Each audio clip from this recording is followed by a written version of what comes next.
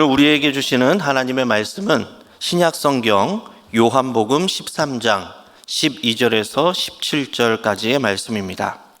그들의 발을 씻으신 후에 옷을 입으시고 다시 앉아 그들에게 이르시되 내가 너희에게 행한 것을 너희가 아느냐?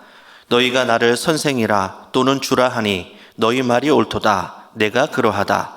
내가 주와 또는 선생이 되어 너희 발을 씻었으니 너희도 서로 발을 씻어주는 것이 옳으니라. 내가 너희에게 행한 것 같이 너희도 행하게 하려 하여 본을 보였노라. 내가 진실로 진실로 너희에게 이르노니 종이 주인보다 크지 못하고 보냄을 받은 자가 보낸 자보다 크지 못하나니 너희가 이것을 알고 행하면 복이 있으리라. 아멘.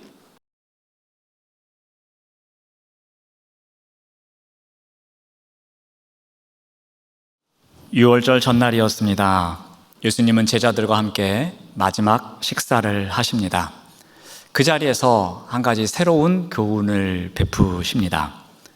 예수님은 이제 아버지께서 모든 것을 자신에게 맡기셨음을 깨달았습니다. 또한 아버지께로 돌아갈 때가 되었음을 아셨습니다. 그래서 예수님께서 선택하신 것이 있습니다. 그것이 무엇인가 하면은 요한복음 13장 1절은 다음과 같이 기록하고 있습니다. 유월절 전 예수께서 자기가 세상을 떠나 아버지께로 돌아가실 때가 이른 줄 아시고 세상에 있는 자기 사람들을 사랑하시되 끝까지 사랑하시니라. 마지막 때가 가까워져 가면서 예수님께서 선택하신 것은 끝까지 사랑하는 것이었습니다. 여기에 나오는 끝까지라는 단어는 크게 두 가지 의미를 담고 있습니다. 완전히 생명이 다하는 그 순간까지, 즉 예수님께서 돌아가시는 그 순간까지 사랑하시겠다는 의미입니다.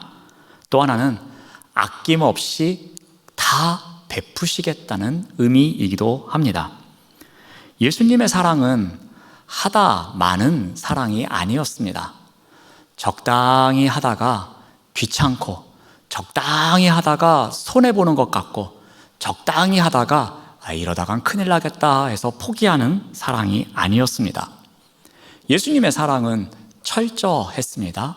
그리고 예수님의 삶 자체가 담고 있는 궁극적인 목적이 바로 사랑이기도 했습니다. 그런데 13장을 시작하면서 이러한 예수님의 사랑, 끝까지 사랑을 베푸시는 예수님의 사랑을 묘사하면서 그 사랑을 강조하기 위해 어느 한 사람을 등장시킵니다. 바로 가룟 유다입니다. 13장 2절 말씀을 보면은 마귀가 벌써 시몬의 아들 가룟 유다의 마음에 예수를 팔려는 생각을 넣었다고 성경은 기록합니다. 이때는 언제입니까? 이미 가룟 유다가 예수는 자기가 기대하던 메시아가 아니라는 생각을 한 것입니다. 그에게는 더 이상 기대할 것이 없다고 확정한 때이기도 합니다. 그래서 대제사장들에게 예수를 넘겨주기로 약조한 때이기도 합니다. 예수님을 향한 유다의 사랑은 여기까지였습니다. 그의 사랑은 끝까지의 사랑이 아니었습니다. 예수님의 사랑은 자신을 죽이면서까지도 끝까지 사랑하는 사랑이었지만, 그래서 남을 살리는 사랑이었지만, 이 가룟 유다의 사랑은 먼저 받기 전에는 절대로 주지 않는 사랑이었습니다. 예수님의 섬김의 사랑과는 달리 가룟 유다의 사랑은 기회주의적 사랑이었습니다. 변덕스러운 사랑이었습니다. 자기 중심적인 사랑이었습니다. 예수님은 이러한 유다가 배신할 것도 알고 계셨습니다. 그럼에도 불구하고 어떻게 하십니까? 여전히 그를 사랑해 주십니다. 끝까지 그를 사랑해 주십니다. 다른 제자들과 차별하지도 않으십니다. 마지막 만찬에서도 성만찬에서도 똑같이 끝까지 사랑을 베풀어 주십니다.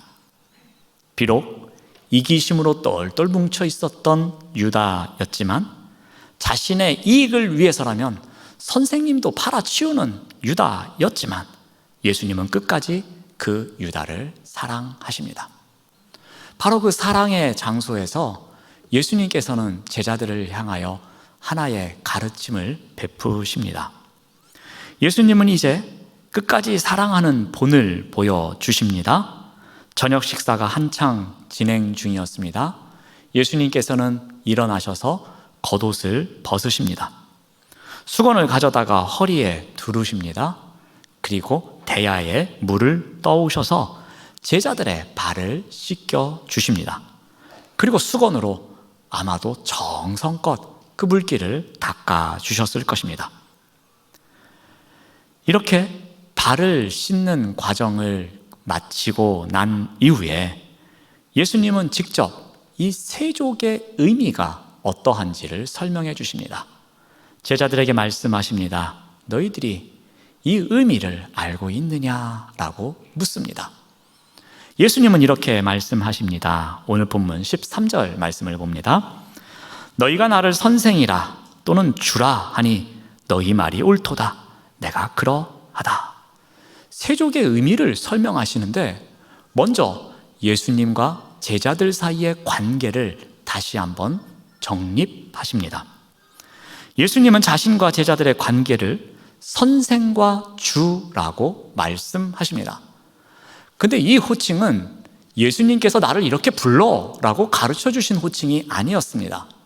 이것은 13절에 기록한 것처럼 너희가 나를 선생이라 또는 주라 하니, 이거는 제자들이 예수님을 향하여 부른 호칭이었습니다. 근데 그 호칭이 옳다, 너희들이 제대로 부르고 있다라고 예수님께서 지금 인정해주고 계십니다. 예수님께서 이러한 호칭이 적절한 것임을 다시 한번 확인시켜 주십니다. 그런데 이 의미가 어떤 것이냐면은 내가 선생이고 내가 주인데 그럼에도 불구하고 너희를 위해서 이러한 일을 했다는 것입니다. 예수님은 선생이고 주임에도 불구하고 제자들의 발을 친히 씻기셨다는 것입니다. 그 시대에 종들이 하는 일, 노예들이 하는 일, 제자들이 하는 일이었습니다. 예수님과 같은 랍비가 하는 일이 아니었습니다. 그러므로 제자들에게 선생이요, 제자들에게 주이신 예수님께서는 그들의 발을 씻기실 필요가 없었던 것입니다. 오히려 반대로 제자들이 예수님의 발을 씻겨 주셔야만 했던 것입니다. 근데 예수님은 이러한 것을 기꺼이 행하십니다. 그 이유가 무엇이라고 설명하시냐면 14절 말씀을 봅니다. 내가 주와 또는 선생이 되어 너희 발을 씻었으니 너희도 서로 발을 씻어주는 것이 옳다라고 말씀하십니다. 내가 선생님임에도 불구하고, 내가 주임에도 불구하고 너희들의 발을 씻겨 주었다. 이 이유가 무엇인지 아느냐? 너희들이 서로 발을 씻겨주며 살아가야 한다. 이 일이 정말로 옳은 일이다. 그러니 너희들이 이렇게 살아가야 한다라는 것을 가르쳐주고 계시는 것입니다. 여러분, 이 문장을 문법적으로 분석해 보면 두 개의 문장을 갖고 있습니다. 하나는 조건문이고 하나는 결과문을 갖고 있습니다. 결과문은 어떤 것이냐면은 이 제자들이 서로의 발을 씻어주는 것입니다. 어떠한 조건에 의해서 제자들이 이러한 결과를 가져온 것입니다. 근데 그 조건이 무엇입니까? 바로 예수님의 특별한 행동이었습니다. 행하실 필요가 없는 일을 행하심으로 말미암아서 그 일로 인해서 지금 제자들이 서로 발을 씻겨주며 살아가는 결과를 가져오게 되었다는 것입니다. 예수님께서는 이제 제자들의 겸손한 섬김의 삶을 살아가기를 바라는 마음으로 예시를 보여주신 것입니다. 그러면서 이렇게 말씀하십니다. 15절 말씀을 봅니다. 내가 너희에게 행한 것 같이 너희도 행하게 하려 하여 본을 보였노라 라고 합니다. 내가 너희들에게 지금 본을 보여준 거야 라고 말씀하십니다. 근데 이 본이라는 단어가 특징이 있습니다. 이 단어는 마카비 시대에 주로 사용되었던 단어입니다. 근데 이 단어가 담고 있는 뜻은 다른 사람이 본받아야 할 순교적 삶을 이야기할 때 이 본이라는 단어를 사용했습니다. 마치 예수님께서 십자가에 달려 죽으시기까지 그 끝까지 제자들을 사랑했던 그 모습, 그와 같은 것을 닮아가는 것, 그것이 바로 여기서 말하는 본입니다. 생명을 걸고 따라해야 하는 것, 생명을 걸고 지켜야 하는 것, 그것이 바로 여기서 말하는 본입니다. 예수님은 발을 씻기는 사건을 통해서 자신을 따르고 있는 제자들이 다른 사람을 어떻게 겸손하게 섬겨야 하는지를 본을 보여주시고, 마치 그것이 목숨과 바꿀 정도로 순례자가 살아가는 것처럼, 순교자가 살아가는 것처럼 그 삶을 다하는 순간까지 행해야 되는 것임을 가르쳐주고 있는 것입니다. 그래서 예수님께서는 다시 한번 또 강조하시기를 16절에 이렇게 말씀하십니다. 내가 진실로 진실로 너희에게 이르노니 종이 주인보다 크지 못하고 보냄을 받은 자가 보낸 자보다 크지 못하다라고 말씀하십니다. 지금 주인이신 예수님이십니다. 예수님이 지금 겸손하게 섬기고 있습니다. 주인이 섬기고 있으니 종은 어떻게 해야 되겠습니까? 당연히 섬김의 삶을 살아야 한다는 것입니다. 보낸 자가 예수님이십니다. 보냄을 받은 자가 제자들입니다. 보낸 자이신 예수님께서 겸손한 섬김의 삶을 살고 있으시니, 그 본을 보여주고 있으시니 보냄을 받은 제자들 또한 그 본을 따라 살아가야 함을 강조하고 있는 것입니다.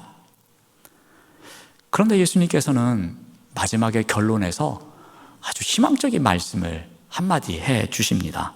바로 17절입니다. 17절 말씀을 보시면은 너희가 이것을 알고 행하면 복이 있으리라 라고 합니다.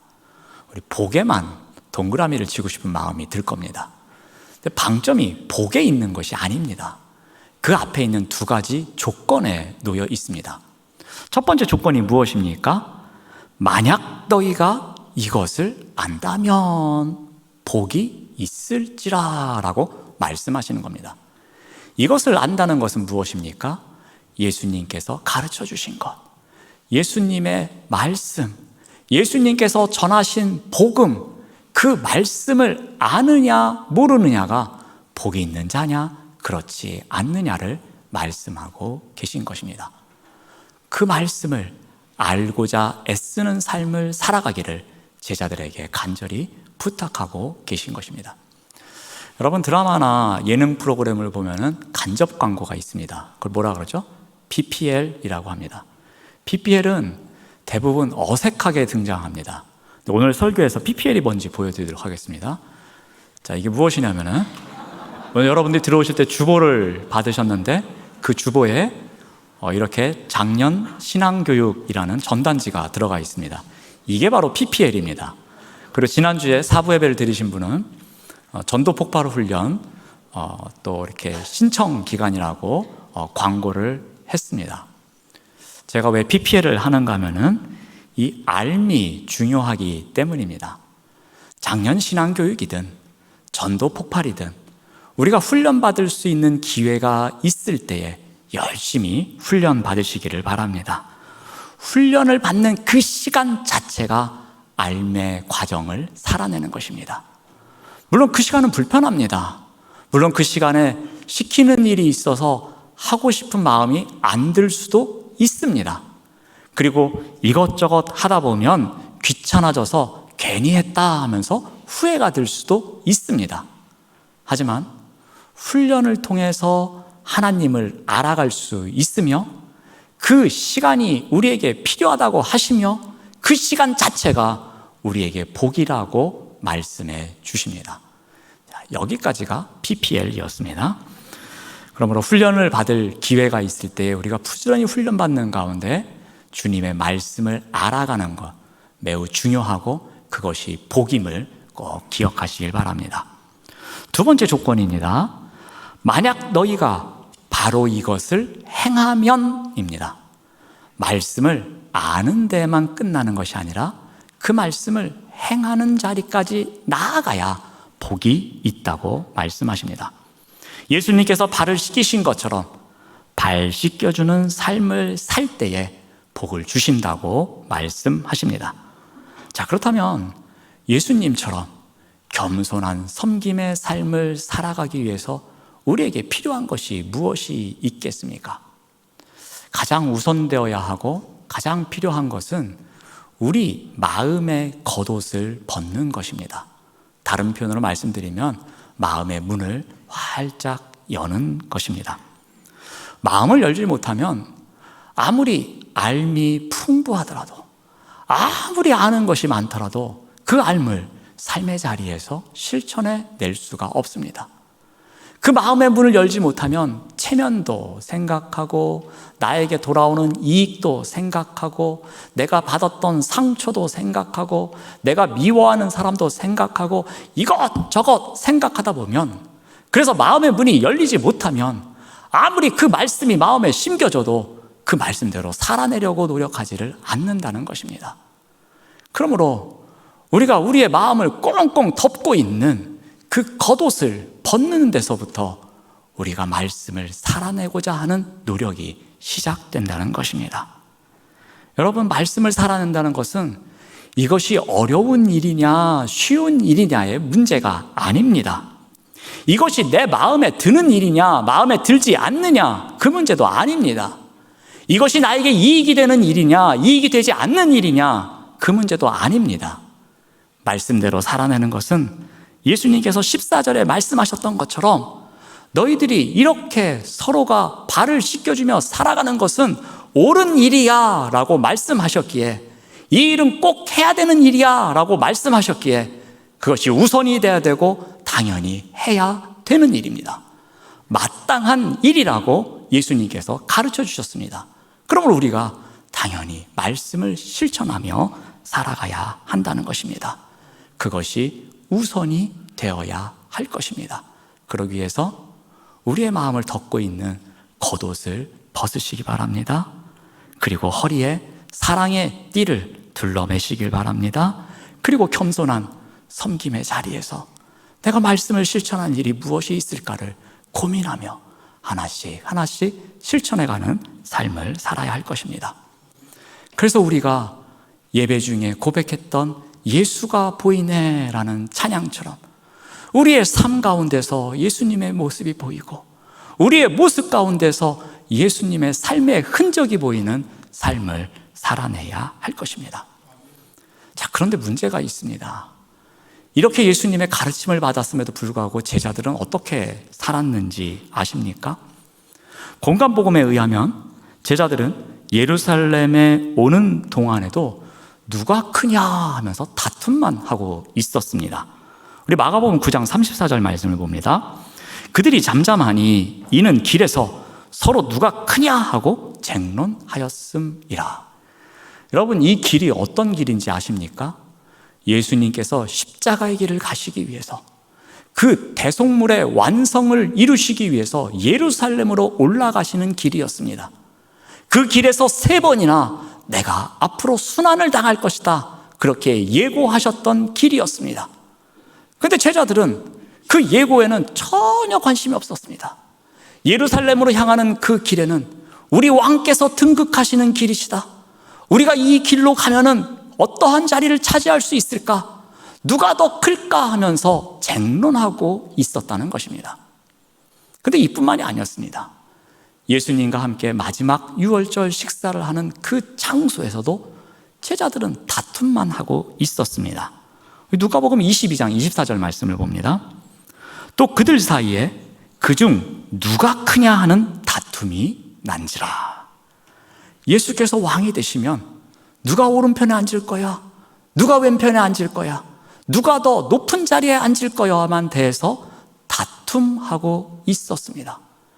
예수님께서 마지막 식사를 하는 그 순간에도 제자들의 관심은 오직 세상적인 질서에만 있었던 것입니다. 제자들은 예수님께서 말씀하시는 십자가의 길에는 관심이 없었습니다. 그 길에는 마음이 열리지를 않았습니다. 오히려 소유를 통해서 더 많은 힘을 가져야 돼, 더 높은 자리에 올라가야 돼 하는 세상의 소리에만 관심이 있었던 것입니다.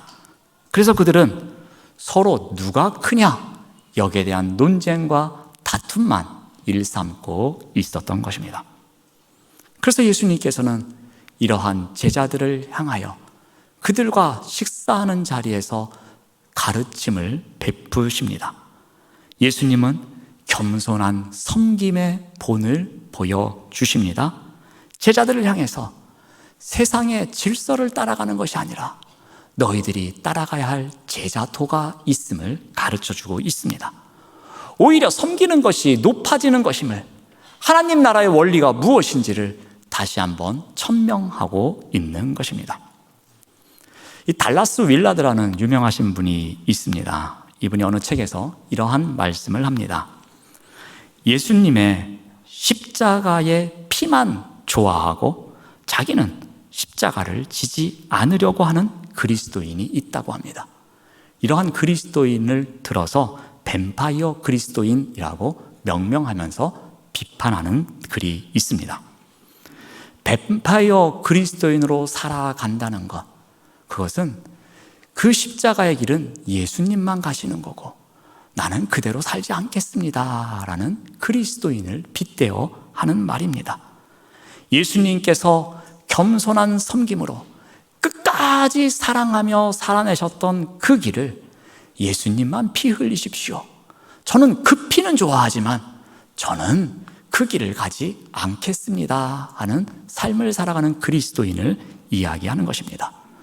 마치 제자들이 예루살렘 길을 가면서 예수님과 마지막 식사를 하면서도 누가 더 크냐고 논쟁했던 모습과 똑같은 모습이 아닌가 생각해 봅니다. 사랑하는 여러분, 제자는 어떤 자입니까?